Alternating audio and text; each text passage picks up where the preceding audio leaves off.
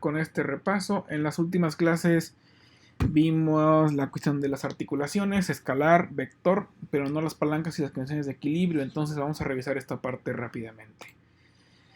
Bien, veíamos lo escalar y vector. Escalar, pues es cuando tenemos una sola cantidad, es decir, por ejemplo, decimos 5 kilogramos, pero no tenemos una dirección ni un sentido. Recuerden que para que un vector se considere vector, debe de tener tres elementos, que es la dirección, el sentido y el módulo o magnitud.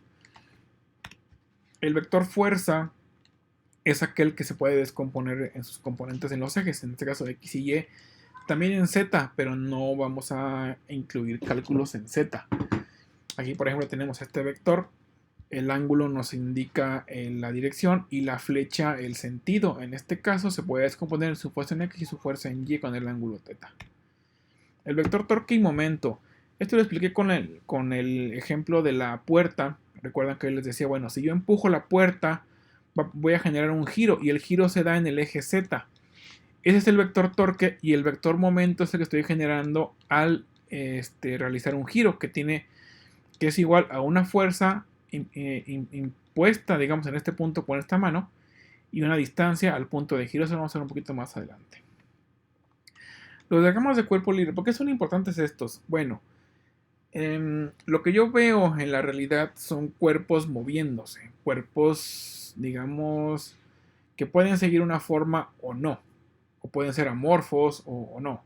Entonces yo voy a llevar a los diagramas de cuerpo libre una representación de cómo actúan las fuerzas sin, digámoslo así, la contaminación de las formas reales de los cuerpos. Por ejemplo, si yo, imagínense que este cuadro sea un tabique y yo lo estoy jalando con una cuerda, yo ahí veo un tabique que estoy jalando. Sin embargo, si ya lo descompongo en un diagrama de cuerpo libre, o lo llevo a un diagrama de cuerpo libre, ya veo un cuadro que está siendo jalado por una fuerza F mayúscula, que está ganando en una fuerza F, tiene una masa y hay una gravedad. Bueno, entonces es algo similar con un plano inclinado. Entonces es importante verlo ahora. ¿Por qué en el cuerpo? Por esto, porque lo que yo voy a ver es una forma corporal. Por ejemplo, este sería el brazo, el antebrazo, la muñeca y la mano y una cara que está representada por una pelota. Yo puedo realizar el diagrama de fuerzas. Si escuchan gritos es mi niño que está gritando.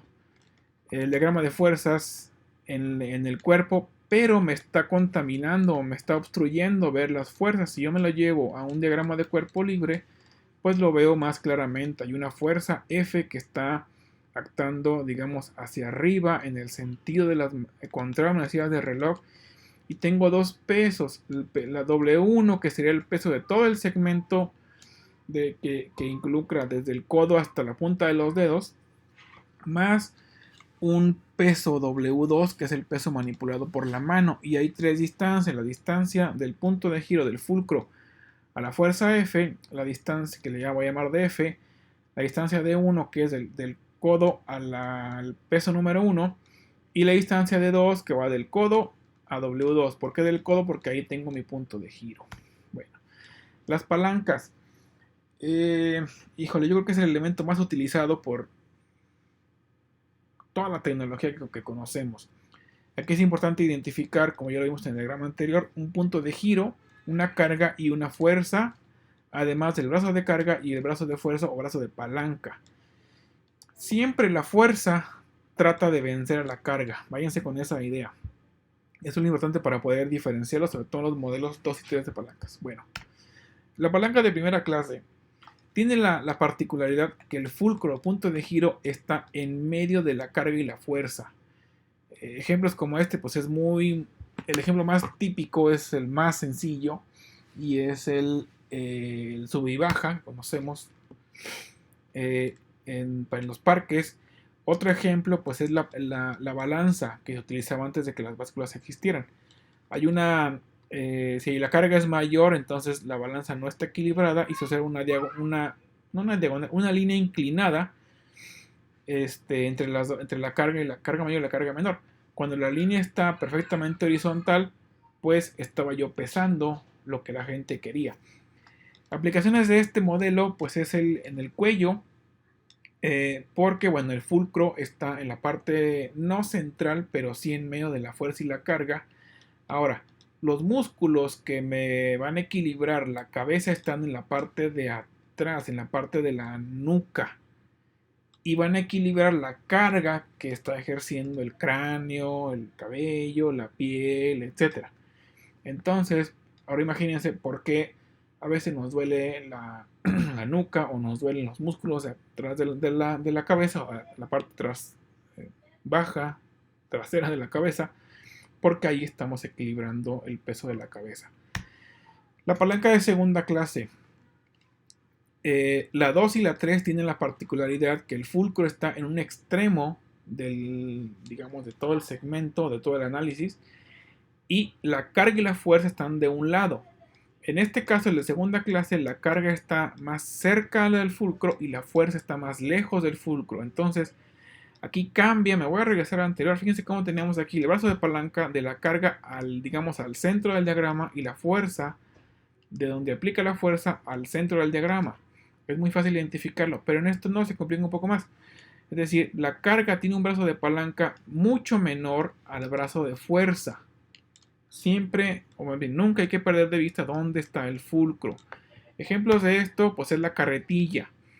En una carretilla tengo el fulcro, en un extremo tengo una carga, que pues, típicamente puede ser cualquier material, cemento, arena, grava, etc.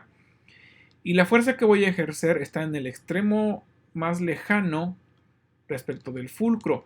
Esto hace que yo utilice una ventaja biomecánica y, digámoslo así, yo perciba un peso menor para transportar una carga. Ejemplos en el cuerpo, pues es el pie.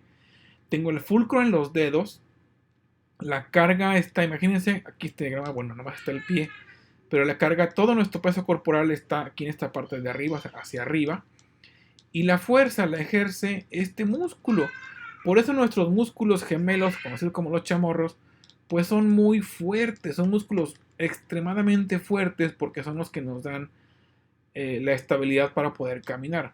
Ahora entendemos por qué tenemos los dedos de esa forma, es decir, a diferencia de la mano, el pie es un elemento que forma una línea, un ángulo de 90 grados y la mano no, la mano es un elemento que tiende a ser recto, a ser plano, cuando el pie forma un elemento de 90 grados con los primeros huesos. La tercera clase es lo contrario, la fuerza está más pegada al fulcro y la carga está más lejana o más lejos del fulcro. Vamos a ver un ejemplo o ejemplos. Por ejemplo, esta pinza o esta pinza que puede utilizarse para varias cosas, por ejemplo la tenaza para coger un pan o por ejemplo también para quebrar nueces.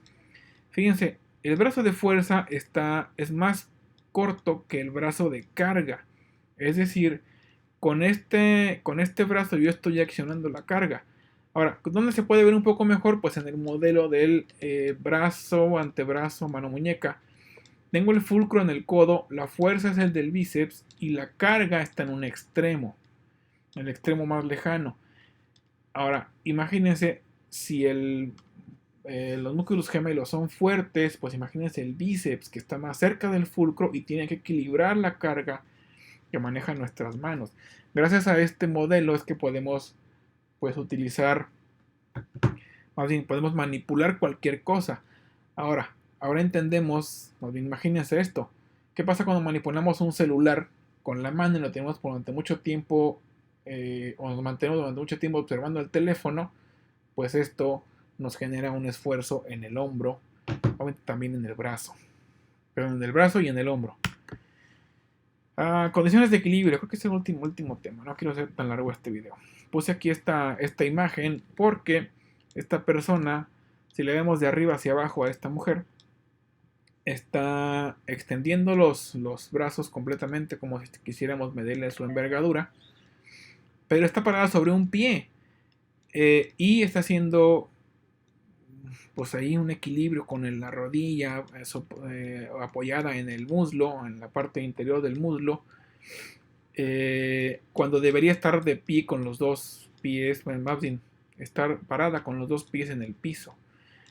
Entonces ahí está moviendo su centro de gravedad para que no se caiga. Bueno, vamos a avanzar. Con este equilibrio, un poco de fórmulas, implica que la suma de fuerzas y la suma de momentos sean igual a cero. Cuando eso pasa es que tengo condiciones de equilibrio, es decir, los cuerpos no se están moviendo. Aquí hago un ligero paréntesis y comentábamos que el cuerpo nunca se queda quieto.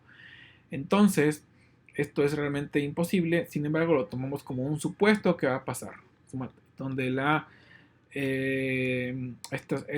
me acuerdo cómo se llama la letra en griego, la m acostada, la sumatoria, f fuerzas y m momentos. Ecuación 1 y ecuación 2. Bien.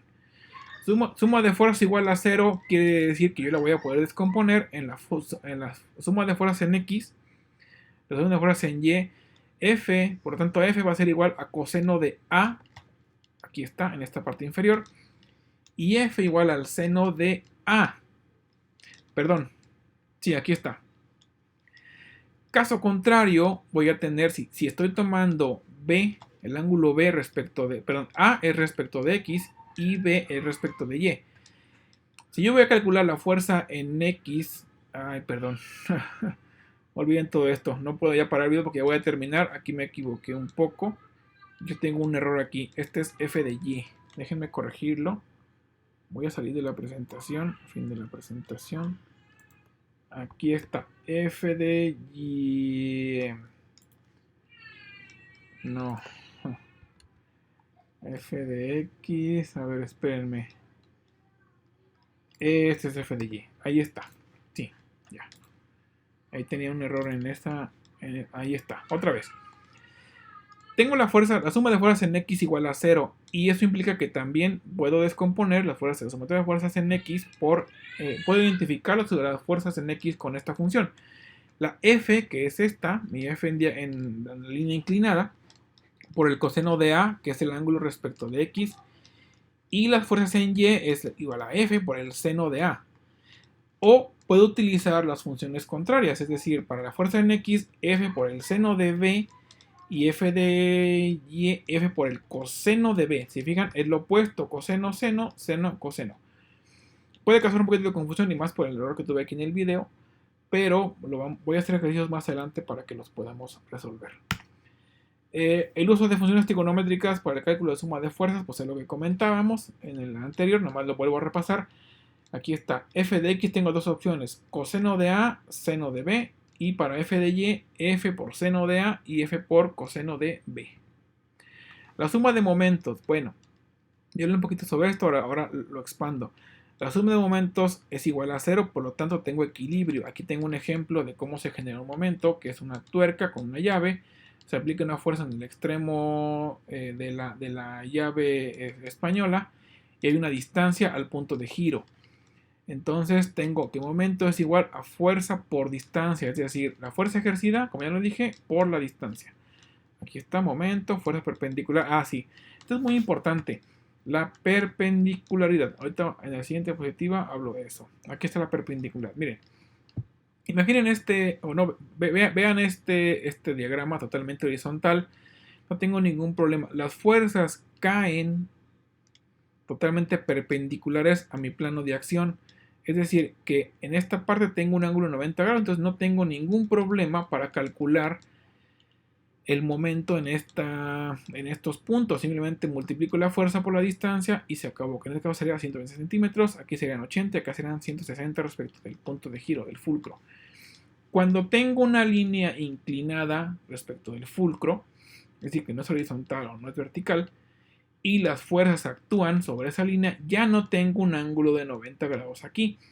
Por lo tanto, tengo que utilizar las funciones trigonométricas que explicaba en esta parte. Pero ese punto lo voy a agregar en otro video para no hacer muy largo esta sección. Bueno, con eso termino y subo este video. Espero no haberlos aburrido. Corte.